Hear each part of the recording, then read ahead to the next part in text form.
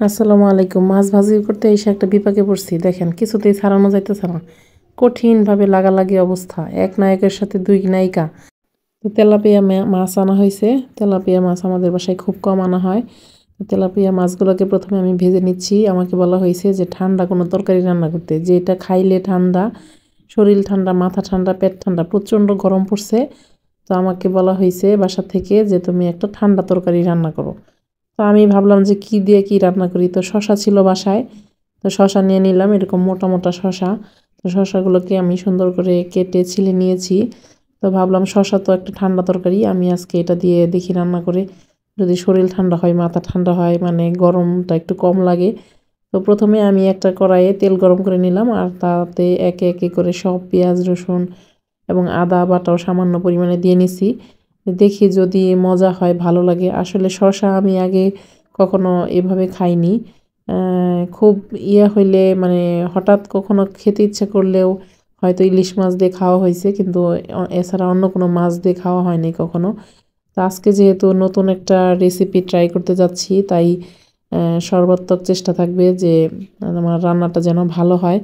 এবং বাসা থেকে যেহেতু খাইতে চাইছে, তো রান্নাটা ভালো হইলে সবার একটু ভালো লাগবে, পেট ঠান্ডা হবে, শরীর ঠান্ডা হবে। তো শসা একটা ঠান্ডা খাবার, তো ভাবলাম যে এটা দিয়ে রান্না করি, দেখি তাহলে হয়তো গরম কম লাগতে পারে কিনা। তো এই তো আমি আগে সব কিছু উপাদান একে একে করে দিয়ে পানি দিয়ে ভালো মতো কষায় নিচ্ছি মশলাটা। এরপর আমি এতে দিয়ে দিব হচ্ছে ছিলে কাটে রাখছি চিকন চিকন করে এইভাবে শসা, একেবারে কচি কচি শসা ছিল বাসায়। তো এগুলো দিয়ে ভাবলাম যে দেখি রান্না করে কেমন লাগে। তো শসাটাকে আমি আগে উল্টায় পাল্টায় ভালো মতো মশলার সাথে একদম মাখামাখি করে নিব। তারপরে বেশ কিছুক্ষণ হয়ে গেলে এভাবে নাড়াচাড়া করতে করতে বেশ কিছুক্ষণ একটু কষাই নিয়ে তারপর আমি এটাতে পর্যাপ্ত পরিমাণে পানি দিয়ে দিব, শসাটা যেন ভালো মতো সিদ্ধ হয়। তো শসা তো এমনিতেই খাওয়া যায়, কিন্তু রান্না করে খেলে তো অবশ্যই সিদ্ধ হইতে হবে।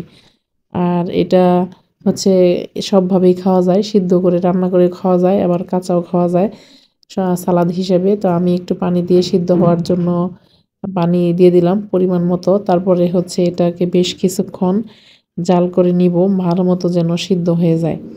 তো এভাবে আপনারা কি কেউ কখনো খেয়েছেন কিনা অবশ্যই জানাবেন কমেন্টে। আর রান্না করে খেয়ে দেখতে পারেন, আশা করি একেবারে খারাপ লাগবে না, তরকারিটা ভালো হবে।